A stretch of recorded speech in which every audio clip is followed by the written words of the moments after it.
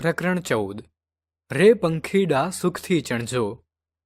વિદ્યાર્થી મિત્રો, આ ગીતના કવિ સુરસિંહજી તખ્તસિંહજી ગોહિલ કલાપી છે.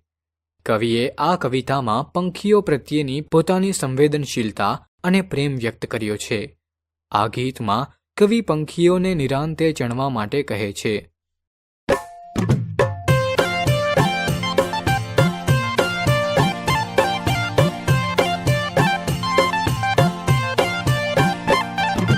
રે પંખીડા સુખથી ચણજો, ગીત વાકાઈ ગાજો. રે પંખીડા સુખથી ચણજો, ગીત વાકાઈ ગાજો. શાને આવા મુજથી ડરીને ખેલ છોડી ઉડો છો? શાને આવા મુજથી ડરીને ખેલ છોડી ઉડો છો?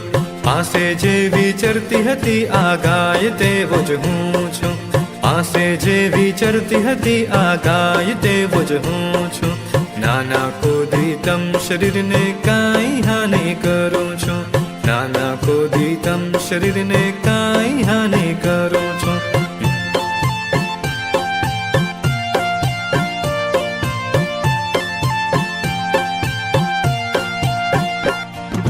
ના પાડી છે તમ તરફ કઈ ફેંકવા માંડીને મેં.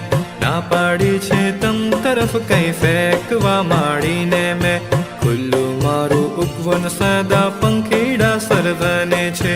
ખુલ્લું મારું ઉપવન સદા પંખીડા સર્વને છે.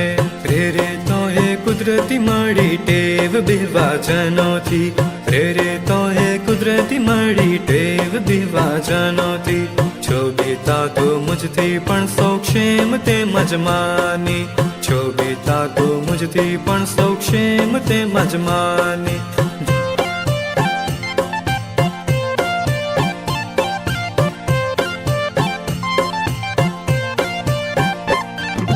જો ઉડો તો જરૂર ડરશે ક્રૂર કો હસ્તાનો હા. જો ઉડો તો જરૂર ડરશે ક્રૂર કો હસ્તાનો હા. પાણો ફેંકે તમ તરફ રે ખેલ એ તો જનોના.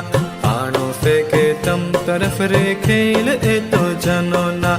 દુઃખી છું કે કુદરત તણા સામ્યનું એ કઈ ત્યાગી. દુઃખી છું કે કુદરત તણા સામ્યનું એ કઈ ત્યાગી.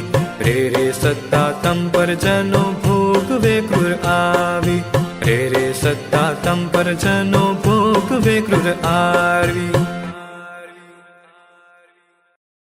સારાંશ. આ કવિતા પંખીઓ માટે કવિનો પ્રેમ અને સહાનુભૂતિ દર્શાવે છે. કવિ પંખીઓને આશ્વસ્ત કરે છે કે તે તેમને કોઈ હાનિ નહીં પહોંચાડે. કવિ કહે છે કે પંખીઓને મકાનમાં સદા સુરક્ષિત અને ખુશ રહેવું જોઈએ. કવિને સમજાય છે કે પંખીઓ માનવીના ખતરાને કારણે ભયભીત થઈ ઉડી જાય છે, પરંતુ કવિ તેમને ખાતરી આપે છે કે તેઓ તેમને કદી પણ નુકસાન કરશે નહીં. કવિનો બગીચો પંખીઓને માટે હંમેશા ખુલ્લો અને સુરક્ષિત છે.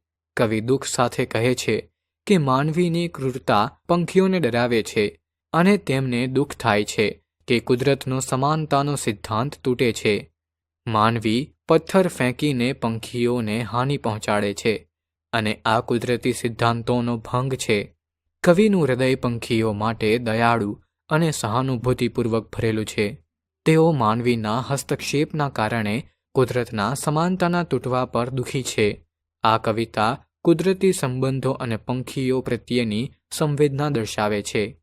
કવિની આ કવિતા પંખીઓ પ્રત્યેના તેમના પ્રેમ અને સંવેદનશીલતાનું પ્રતીક છે અને માનવીની હિંસક પ્રવૃત્તિઓ વિશે વ્યથા વ્યક્ત કરે છે.